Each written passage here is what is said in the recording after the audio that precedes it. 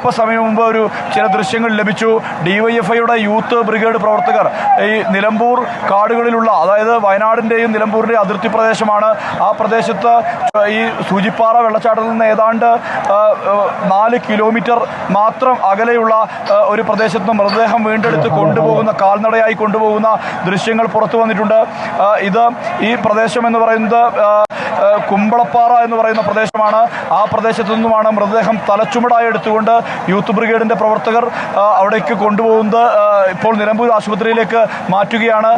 നമ്മൾ ഈ പ്രവർത്തനം നടത്തിയ ഒരാളുമായി, നേതൃത്വം നൽകിയ ഒരാളുമായി നമ്മൾ സംസാരിച്ചപ്പോൾ അദ്ദേഹം പറയുന്ന കാര്യം, ഏറെ ശ്രമകരമായ ഒരു ദൗത്യമായിരുന്നു ഇത്. 3 മൃതദേഹങ്ങൾ കിട്ടി. അത് കൃത്യമായ ദൃശ്യങ്ങളാണ് പ്രേക്ഷകർ കാണുന്നത്. ഇപ്പോൾ സൂചിപ്പിച്ച വിശദാംശങ്ങളുടെ ദൃശ്യങ്ങളാണ് കാണുന്നത്. വയനാട് മലപ്പുറം അതിർത്തിയായ കുമ്പളപ്പാറയിൽ നിന്നാണ് കുമ്പളപ്പാറയിൽ നിന്ന് മൃതദേഹങ്ങൾ എത്തിച്ചത് ചുമന്നാണ്. സൂചിപ്പാറയിൽ നിന്ന് 4 കിലോമീറ്റർ അകലെയാണ് മൃതദേഹങ്ങളും അവശിഷ്ടങ്ങളും കണ്ടെത്തിയത്. മൃതദേഹങ്ങൾ നിലമ്പൂർ താലൂക്ക് ആശുപത്രിയിലേക്ക് മാറ്റും എന്നുള്ളതാണ് നമ്മൾ മനസ്സിലാക്കുന്നത്. അതിൻ്റെ ദൃശ്യങ്ങൾ കാണാം. എത്രത്തോളം വേദനാജനകമായ കാഴ്ചയാണ് അത് എന്നുള്ളത്. ഒരു നാടിൻ്റെ അവസ്ഥ, ഒരു പ്രദേശത്തിൻ്റെ അവസ്ഥ, അത്രയും വലിയൊരു കണ്ണീർ കാഴ്ചയായി അത് മാറുന്നു. മൃതദേഹങ്ങൾ